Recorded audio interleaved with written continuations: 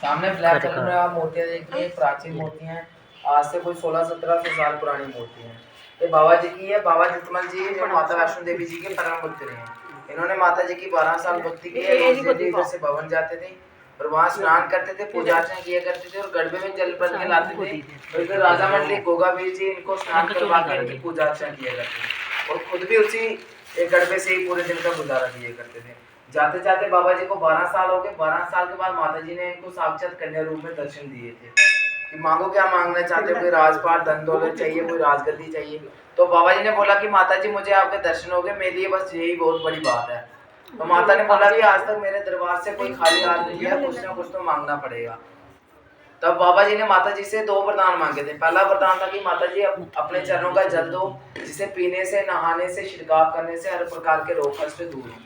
तो माता जी ने बोला कि जो बाबा जी आपके बैलों को चलाने वाली छड़ी है, उससे जहाँ जहाँ निशान गाओगे वहीं मेरे चरणों का जल बहेगा। तो बाबा जी ने प्रश्न किया कि माता जी क्या पता शक्ति मेरी छड़ी में ही हो, मैं कहीं भी निशान गाऊं या कहीं भी खड्डा हो तो कुछ भी करूं वहीं से पानी निकल आए, तो मैं कैसे मानूंगा कि आपका दिया हुआ जल है। तो बाबा जी ने बोला, माता जी ने बोला इतनी देर में कि चलो पहले दूध की धारा बहेगी, उसके बाद जल की शक्ति में होगा। तो सामने सीढ़ियां उतर के नीचे जाओगे, सामने 7 जगह पे बाबा जी ने निशान लगाए थे। 7 जगह पहले 4 पैर दूध बहा था, उसके बाद जल की शक्ति में होगा। बोलो सच्चे दरबार की जय।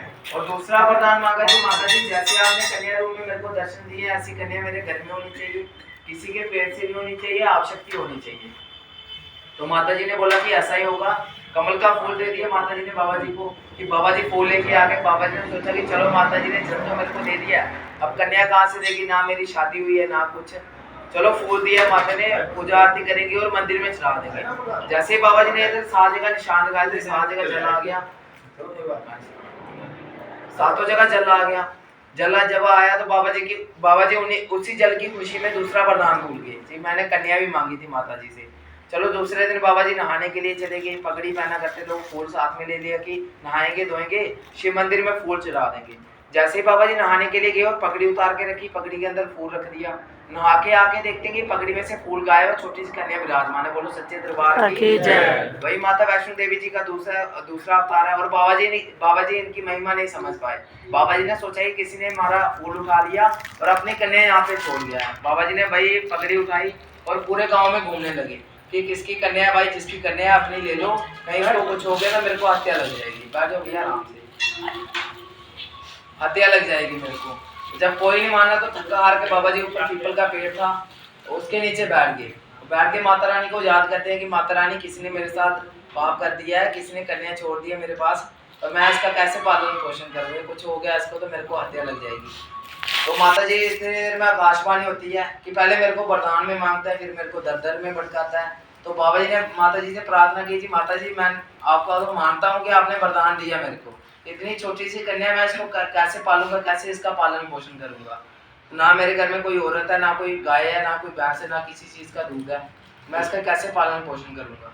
तो इतनी देर में माता जी ने बोला कि अपनी छाती से लगाओ कन्या को। जब बाबा जी ने अपनी छाती से लगाया कि बाबा जी को खुद दूध आ गया था। बोलो सच्चे दरबार की जय।